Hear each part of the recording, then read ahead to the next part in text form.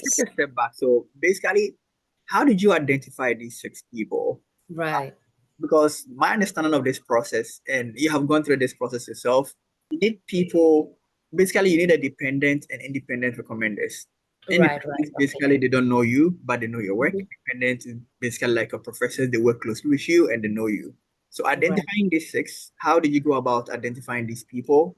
And you already mentioned you wrote them yourself. So I'm just kind of curious, like, what was the thought process like in writing all of these six different recommenders? That's a lot of work, though. Thank you. I won't lie to you, it was.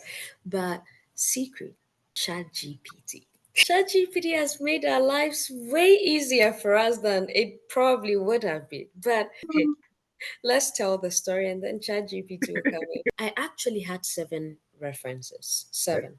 And I had four that I knew and three that, in fact, I knew all of them, but four were, what do they call them? The Independent recommenders. independent, and yes. So three of them were independent, four of them were not. But I chose them such that they had seen aspects of my proposed endeavor. So my Okay. proposed endeavor could be classified into two parts. A part where I'm continuing research in cybersecurity for power grids, and a part where I was going to teach that knowledge. And I purposefully just added that part about I'm going to teach it because I knew I would get somebody to talk about it. Wow. And I knew I had awards there Back in it up. that space. So the whole proposed endeavor was sort of created from me thinking to myself, what do I have? How can I make a story out of it? So that is how I started the whole proposed endeavor. So I added the teaching part of it, and one of my recommenders had been the director of Virginia Tech's big one, just to make it anonymous, but one of the big institutions within Virginia Tech, and she was the director for that.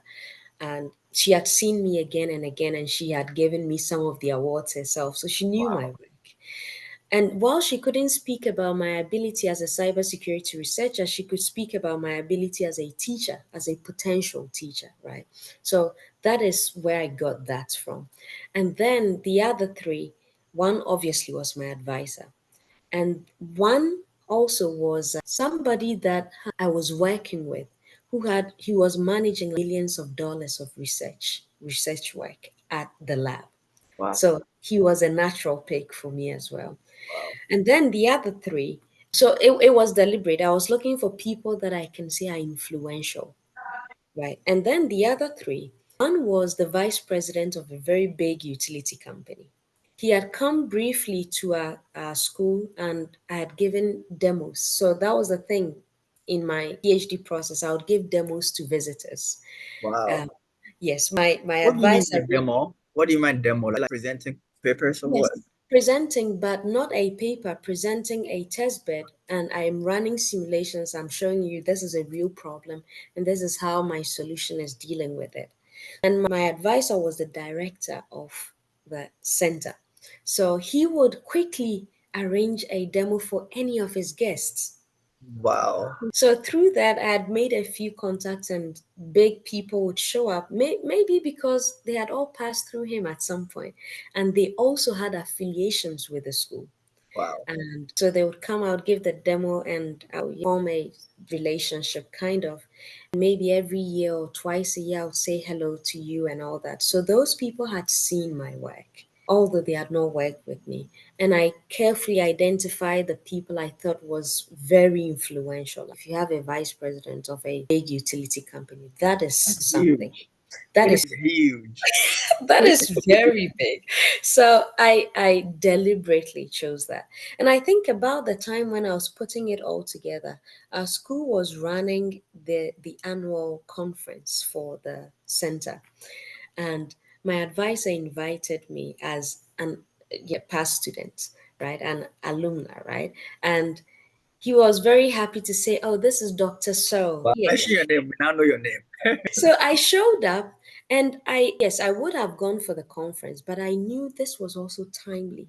It was time for me to get in touch with these people I had identified because they were going to come and then talk in person to them and say, "Hey, would you like to do this for me?" So everything came together really well. It's amazing how it did for me. No, I think first of all, you were intentional about putting yourself out there. I I know you was, do smart yes. work, you're a very smart person. So I'm not surprised your director, your supervisor was happy to put you in that position, but you also Oh, delivered. thank you. When they come, you deliver. And that is how you build a connection. And most I importantly, believe so. very strategic in identifying you need people who have that kind of level of authority because I always tell people recommendation letters should come from people who have that kind of the highest level of authority in Yes, whatever domain it yes. is, and that is a huge thing. And I'm glad you went the same route, being very strategic and intentional about who you choose, who you select to give you the recommendation letter. Talk about how you wrote the letters because you said you literally wrote 6 recommendation letters. Actually, seven. So So, seven, yes. So, first of all, I asked GPT, I said, hey, chat, I'm in dire need of your help here. everybody, I need help. Help me request, help me request for recommendation letters. And ChatGPT gave me something, but of course I put Yeah. my own unique words in there addressed to the different people. And all seven said we are happy to do it. So then I sat down and I said, this person works in this space. They are familiar with this part of the problem. I want them to talk about X. This person is not a power systems engineer, but they are a communicating science person. And they have seen me teach and compete in some competitions. So I made people talk about the different aspects of the proposed endeavor because at this point I knew this is what my story is going to be about. Then I made the different people speak about it in different ways. I don't know if you get my point. No, So they are all not saying the one thing, they are saying different parts of it, but you can read the whole thing and it's like a good story. Some of them decided to write it themselves. But I think because I had provided them with the recommendation letters, they sort of looked at what I had written and formed their own essays out of that. I So it see. still came back together very well. So that is pretty much it. I just advise that people have the proposed endeavor very clearly in their minds. Clearly. Then they craft the recommendation letters around that. You mentioned something that I've had I consult, so I have a lot of people asking me, Mm. especially with the proposed endeavor, people really struggle with writing recommendation letters. And I know Mhm. people who were doing X and now they want to do Y, and they're like, "Ah, which direction should I go?" You made a good point that I think I'm going to use going forward is the fact Right. that in your proposed endeavor, it's actually branched out into two separate things. Your focus on Yeah. cybersecurity and also the focus on teaching. I think it's okay. It even gives you a more good story to build. And I think always teaching is like default thing. Regardless of Right. what you intend to do, you can always pass on the knowledge to teaching. So this is something Right. I've learned from you in terms of proposed endeavor. You can have two proposed endeavors. At the end of the day, it's all going to come back together, right? If you want to focus Yes. on cybersecurity, you want to pass on the knowledge, and that goes into the teaching. So thank you for Yes. mentioning that about the proposed endeavor piece of that story because we've spoken a bit about it. And I know Mhm. even though you put your petition together, eventually the process changed. Can we just dive into the new? Because I'm really interested in that side of process. Just to give out the clue, literally, well, I'll let you talk about it. And If you say so. So, fun fact, I had put everything together. I was so happy with myself. And then the immigration person in my company came to me and said, we are happy to do this for you. That was it. And then I said, oh, so how is that going to be? Are you going to, will you pay for me? And I said, oh, yeah. So that was it for me. That is why I changed it. So the disadvantage with that is that tends to come with some delay. I prepared all of my stuff, I put everything together in a month, 1 month. I crafted the story, I got the recommendation letters, I put everything together from beginning to end in 1 month.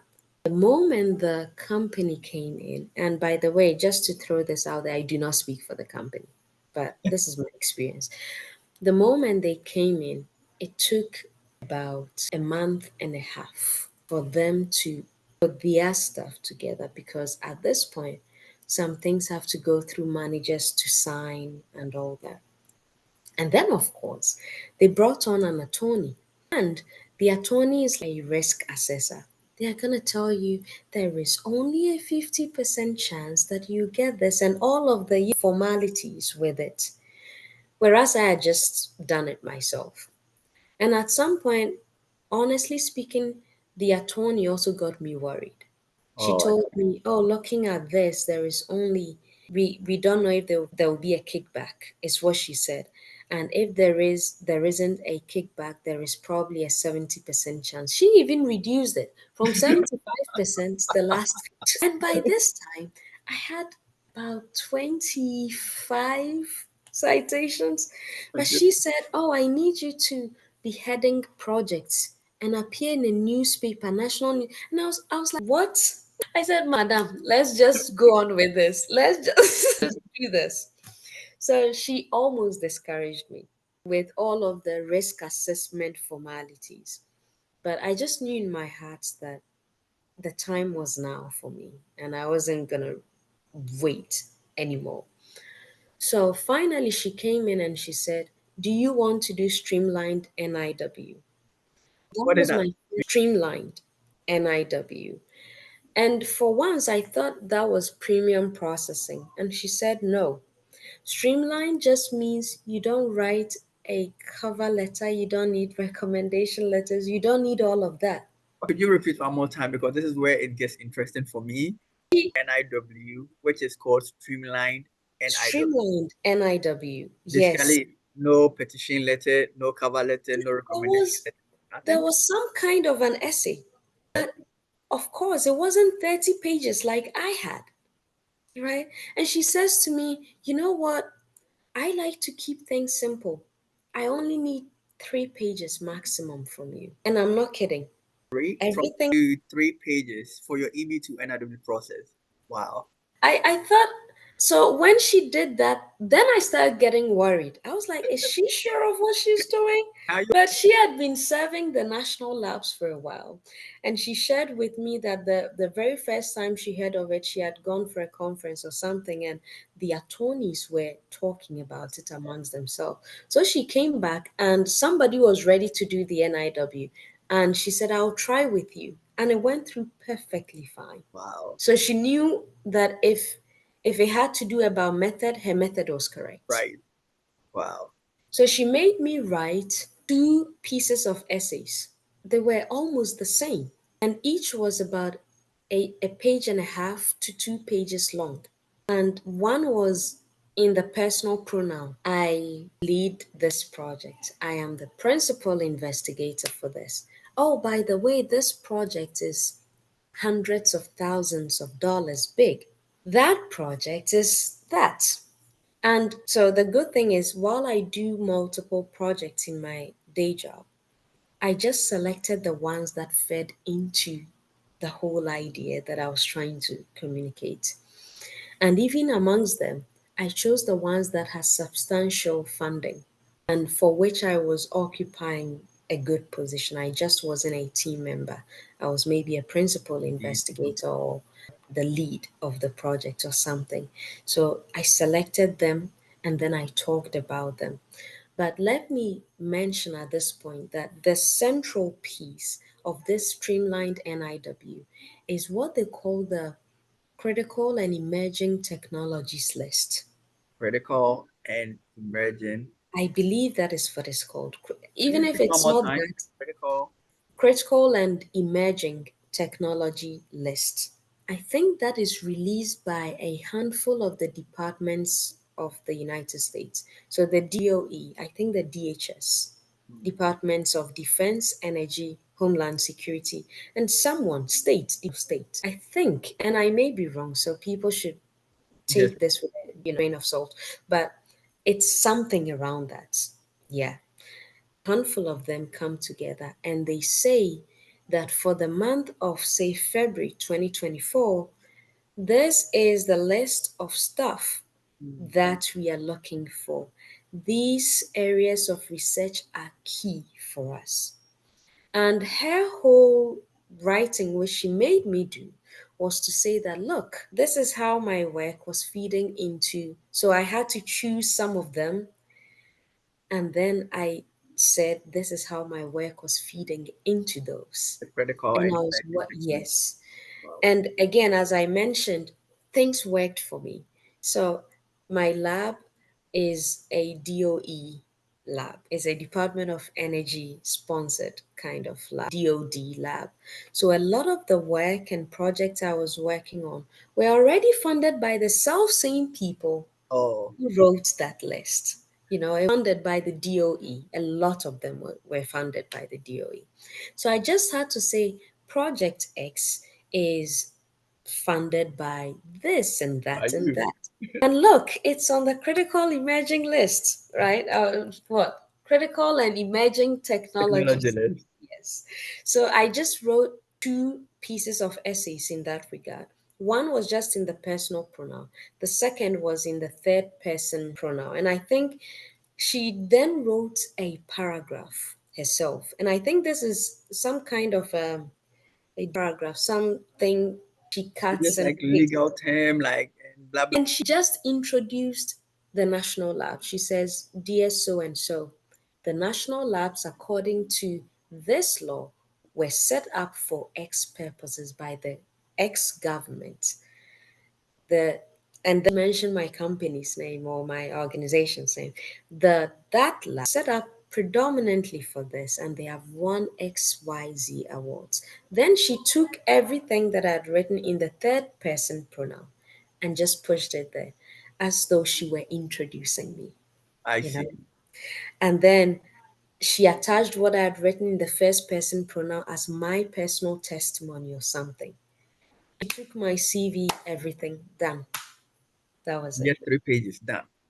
I think, yes, 3 pages. But it's That not like more than 10 pages or 30 no, pages. no, no, it was 3 pages. Wow. Yeah. So literally what you're saying is what's your focus of I wouldn't want to use propose and never because you are working now. What you currently working was part of the critical and emerging technology list, which Yes. the government body in the US have proposed that this is something that we are looking forward to. We want people with this skill set Right. or people with this area Yes. interest. Let's Yes. give them green card. Absolutely. And that is how Yeah. come you got your EB-2 NIW approved. Yes. Yes. Wow. One more thing. When she finished writing all of that, she needed somebody at the lab to act the fact that I wasn't lying. So the immigration person at the lab just said, "My name is so and so, and I can say that Jenny is that." Period. Wow. That That was a was it. recommendation. That was it. There were no recommendation letters. She did not even attach any evidence apart from that critical and emerging technologies list. That was the only thing she printed. There was no evidence on her part, nothing. Wow. And then, of course, we went on to the I-140 and the 8089 form or something, the labor I, form. okay. The labor, I can't remember what it So is. so the I-140 is the EB-2 NIW, the first phase, and then it's Form Yes. I-485, which is the adjustment of status. Oh, so I'm calling it wrongly then. There is this form that goes with the I-140 pack. I Oh, is think that a it's premium processing? Did you do? no, I did premium processing, so that was also Yeah. filled. Okay. But this labor form, I think that goes to the labor people, just to the one you print in duplicate is I think it's ETA 8089. Okay, I see. So this process, it was you doing the EB-2 NIW, but they came in to help you. Basically, do Right. Oh, so that is probably what but I typically it's because of their presence, their involvement in this. right So they here. have to fill a form, just to say at least they help you. I think that is how the form is like a mirror. Okay. Because when you know the I form, can't remember though the name, but it was something. I think that form goes to the labor people. I see. And yeah, you don't need to have an employment, Yeah, part of the process. It's a lot of documentation, to be honest. I can't wrap my head around all of these documents. Yes, there is there is Yeah, that is the purpose of the EB-2 NIW, that they should waive off the job labor certification requirement for you. yes. And Yes. once you get the approval, that is what it means. Right. So what was the timeline for you when you did the premium processing? 7 business days. Wow. Seven Again, business days. Yeah. emerging and critical technology list, three Yes. pages, no Three recommendation pages. letter, to No, 7 business days. that was it. Yes. Wow. Yeah. The first time, and I think people will be curious to know, is it because you were working with like agency? that is why you qualified? Or do you think even people who have this kind of skill set that you have, basically this combination and work like in a private company, do you think they have a good chance of also using this route? What is your experience? And I can find out and share any content in the future, but I'm just kind of Yes, if you find anything out, do let me know. I'm also curious about this, but I do not think it's because I worked at the National Lab. okay. I don't think so. Because on the critical and emerging technology list, they had made any mention of have to, yes. They just said we are looking for people doing XYZ. Mm, So maybe even for a PhD student or a postdoc doing research in these areas, they can easily say that my research is from falls these in line with areas. this. Wow. Exactly.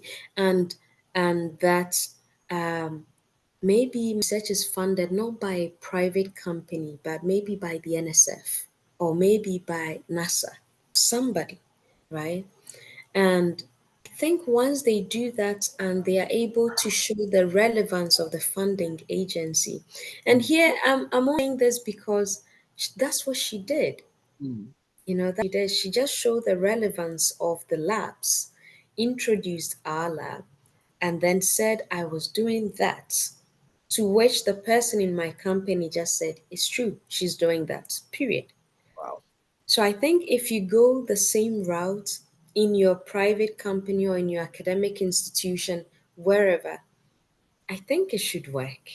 I really think so because it's, I don't think it's something just for national labs. And by the way, this attorney, she serves a lot of the national labs. I see. And she said she heard this at a conference where the attorneys were discussing it, meaning that these are attorneys for private companies Companies. and all I that. see. Yes, Wow. because there are only a handful of the national labs, and she serves a good chunk of them. So there can be like it's not as though all the attorneys talking about it were from the national labs. So I would think that anybody can do this. One question that comes to mind right now is the fact that you work in critical part of a company in the US. So basically, it's a government agency. Let me put it that way. In How do some sense, in yes. some senses, I mean, it's funded, so it is assumed. Government funded, Unless yes. I am mistakenly wrong, I'm wrong. Yes, yes. I Um, would say that loosely, yes. okay. So it's kind of curious because another thing that outside of the EB-2, because I think this was also very critical because it gave you that kind of a work experience to get this process done. Just kind of curious for anybody like, okay, how did you get there? How did you get to work with the government organization? Is it that kind of, into? Because I know a lot of people are like, oh, government, I need green card. I need a social security clearance. So what was that kind of process that got you into that? Just out of curiosity. I was actually gonna go into private industry because, of course, who doesn't like money, right? You should like the money. Are you sure you don't like it? So I was actually contemplating that. But at the very beginning of my PhD, I had expressed to my advisor then that I would love to teach. And I was not lying. I know. I would love to teach. And I have it in mind to go back home and teach. Except that close to finishing, I got a little bit worried that, oh, I thought they were getting a lot of money. Apparently, they are not. Oh, And a lot of their salaries, the professors at least, a lot of their salary or a good chunk of it is coming from the research they are doing and all yeah, that. That worried me, not because I wouldn't get the research funding, but I'm not a salesperson, percent. you know. Funding means you have to be selling an idea. And I was uncomfortable that my job security is dependent on my ability to sell and get money, like it. So I started changing my mind. And I think he had noticed it and he didn't like that for me. He kept saying, oh, you'd be a great professor, but I was worried. So I told him I had gotten a job at a very good company, a big company in the US. And I think he didn't like it. So he said, you should go to the national lab because the national labs sort of sit between private industry and academia. So you are not really a professor, but you are not the usual person in a company like GE or Siemens or somewhere, right? And he said that is where you get very good experience of both. And then when you're ready to come into academia, you can then hop into academia safely. So he encouraged me to do that. And I did some applications, I spoke to some people, and I got an interview. So that was really how things worked out for Wow. me. Wow. Yeah. I would say national labs are difficult to get into, but like any organization out there, I think if people know you, it's easier. So Yeah. if you've made contacts at a conference with people from, say, Hitachi, BB, or somewhere, it's natural for you to reach out to them and say, you remember me, I was the person who said this and that and that. Because I think people like to work with people they like. Yep. Yep. It's a natural progression. Yes. So yeah, I would say I knew people, and that is how it got me in there. But these relationships with people, and actually the job that I got in the other very big company was because I knew somebody, Somebody. and he liked my work, so he just said, Wow. "Hey, I want you to work for me." That was it for me, right? Networking, huh? Yeah. Know we've gone so much, we've done a lot of talking. I would love to wrap up by, Okay. asking any advice to anybody out there, specifically for Hmm. because you're the right for the PhD people. What advice would you give them in terms of taking their own immigration into their own hands? Experience. You mean advice for PhD people? Yeah, those PhD and looking Okay. to use this route. Basically, I want you to tell like based on experience and how informed and stuff like that. But just based on your Yeah. experience, how would you advise a PhD program in terms of process? How many of those advice can I give? Let's say five. I'm just kidding. Any amount. Okay. So, wrapping up, first thing is do your own research. Don't leave anything of yours in the hands of anybody. People will not value those things the way you do. Even an attorney will only probably take on your case because it fits into a template they are using and it makes their work easy. So if it won't, then they would say you're not ready instead of saying, oh, you just don't fit into this mold that I have. So do your own research, own your own process, whether it's for NIW, even your own PhD process, you should own it, right? And then, second, I would say that be strategic. I was not deliberately strategic until the very end when I was putting things together. So let me explain that a little bit. I think God favored me in a lot of ways. It was a lot of coincidences that came together to create a perfect story for me. Story. But people are not always this lucky. And I only became strategic at the very end when I said, I am owning the process, I'm doing this myself. Then I had to craft the story, craft what to say in my recommendation letters. But I also know people who don't even have a story to begin with.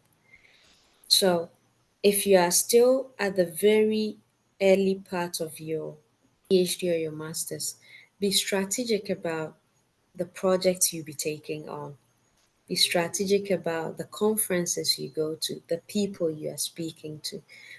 Have a plan and say, maybe in the next 3 years, I wish to have applied for this and gotten it. Okay.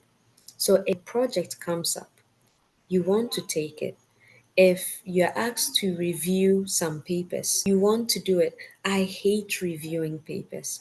But since that attorney told me I was only 75% ready, he also mentioned that I probably should review more papers.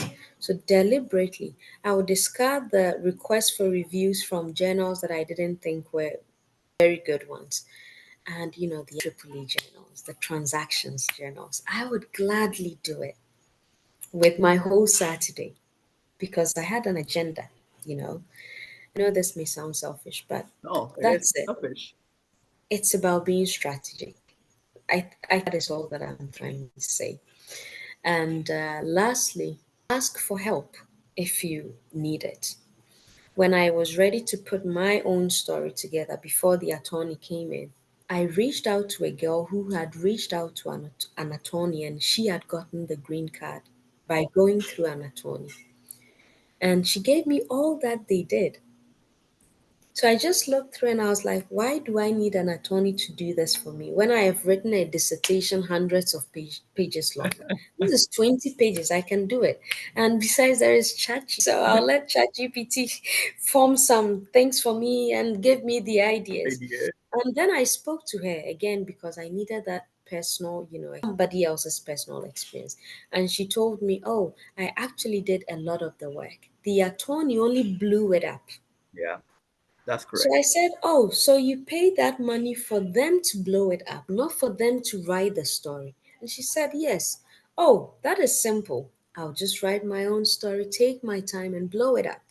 Right? So I got the help from looking at her documents and the stuff that she had done.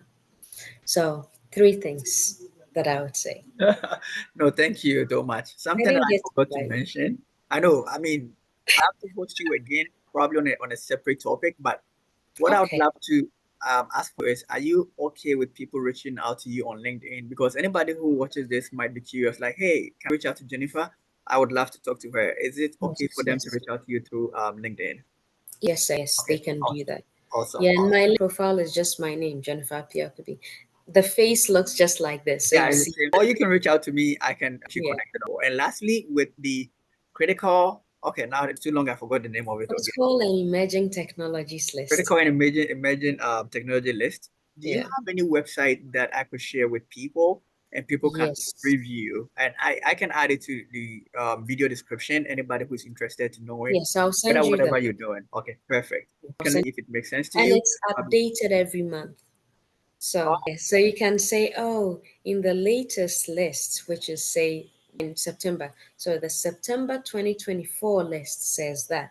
wow, how come people don't know about this? Even myself, I don't know about the I simplified didn't know EB-2 about that. NIW. Thank God for that lawyer. Oh, that's why I would love to meet you. She's Uh, intelligent. She knew what she was doing. no, I'm curious to kind of review every month and be just sharing content on like this month, what you can do. Right. And I don't know, basically with the simplified EB2 NIW, I think with just 3 pages, at some point I need to reach out to you and then see how like the whole story view. Yes. And then I can talk with people who might be interested and see how their life will run. But Yeah. thank you Okay. so much, Jennifer. I No problem. appreciate it. It's good seeing you, by the way. We should catch up sometime. We Um, should. You thank owe you. me cups of coffee. Coffee. Open my phone. I'll get the She brewer. gave me the machine and a whole Okay, pack of listen, it. but no, I really appreciate it. This is very informative. Every Thank you time for I talk to having me. people, yeah, it's new story, new information, and mostly like good advice to people. So I hope Mm, as you watch, you learn a lot from this. Even for nothing at all, you don't kill yourself with writing 30 pages. As long as whatever you are doing meets those criteria as part of the technology emerging list, you are mm. fine, and then probably you can do something easier. Thank you for watching, and again, thank you, Jennifer, for this time. I really appreciate it. God bless you so much. I'll Oh, talk no to you problem. again. Anytime. And thank you for having me. It's nice to discuss that with other people. And yes, maybe I should tell your people to your audience to subscribe. Oh, thank you. Yeah, subscribe. I forgot to. Anytime I Like finish, and I even tell them. subscribe. Please subscribe to my channel. See? Yes, see? Thank you so much. I will talk to you soon.